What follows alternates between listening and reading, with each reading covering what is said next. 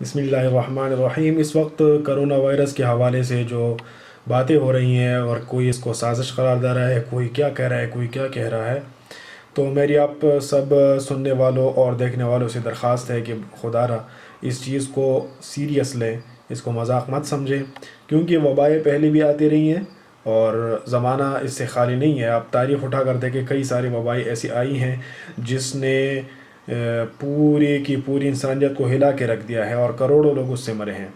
تو وبا تو آتی رہتی ہے، یہ تو اللہ تعالیٰ کی طرف سے ایک عمومی ایک آزمائش ہوتی ہے۔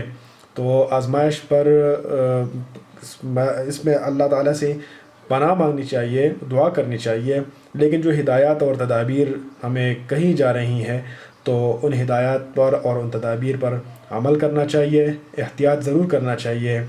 جو حکومتوں کی طرف سے ہمیں مختلف قسم کی ہدایت مل رہی ہے ان پر بھی عمل کرنا ضروری ہوتا ہے، اور اسلام بھی ہمیں احتیاط کرنے کی ترغیب دیتا ہے۔ حضور پاک صلی اللہ علیہ وسلم کی ارشاد مبارکہ کا مفہوم ہے کہ جس طرح آدمی شیر سے بھاگتا ہے، اسی طرح جذام اور کھوڑ کے مریض سے بھی آپ بھاگو۔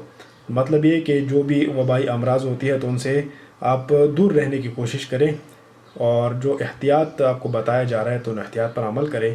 یہ توکل کے خلاف نہیں ہے، بالکل توکل کے خلاف نہیں ہے۔ آپ اپنے نمازیں بھی پڑھیں، آپ اپنے جو دنیا کے کام ہے وہ کریں، لیکن جو احتیاط آپ کو کہا جا رہا ہے تو ان احتیاط پر بھی عمل کریں، ان ہدایت پر عمل کریں۔ اور جی یہ جو آپ مسجد میں جاتے ہیں تو برائے کرم آپ وہاں فرض پڑھیں، سنت آپ گھر میں پڑھیں۔ اس کا بھی جو ہے نا وہ ثواب ہے کہ اپنے جو آپ کے گھر ہوتے ہیں ان کو قبر مت بناؤ، قبرستان مت بناؤ، بلکہ ان میں بھی نماز پڑھا کرو۔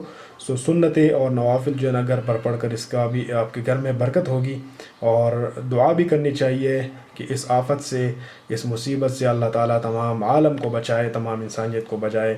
جزاکم اللہ۔